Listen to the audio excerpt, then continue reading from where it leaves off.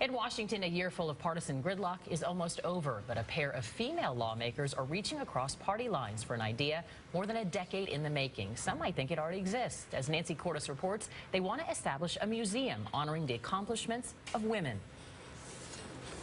On the National Mall, there are museums dedicated to natural history, space flight, American Indians, and more. A museum dedicated to African American history is under construction.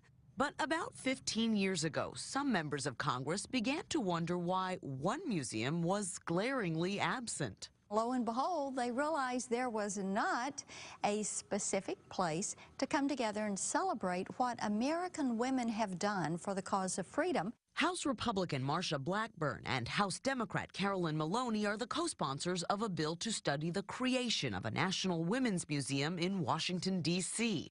They say it doesn't have to be on the mall, just near it. They don't even want federal money. I really do think that it is noteworthy that women have said, give us the task, we will get it done, and we'll pay for it as we're doing it. We even have a museum that honors buildings. Maine Republican Senator Susan Collins has been pushing for a women's museum since 2003.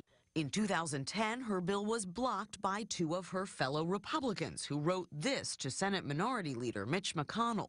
The establishment of a National Women's Museum, while a laudable undertaking, would be duplicative of the more than 100 existing federal, state, and private women's history entities across the country. Some of your critics have argued that there are plenty of other museums around town that have exhibits that honor women. The contributions of American women throughout our history deserve their own museum. Contributions like founding the Red Cross, winning the right to vote, or taking over industrial jobs during World War II. Now more than ever. Earlier this month, Blackburn and Maloney were finally granted a hearing before the House Administration Committee.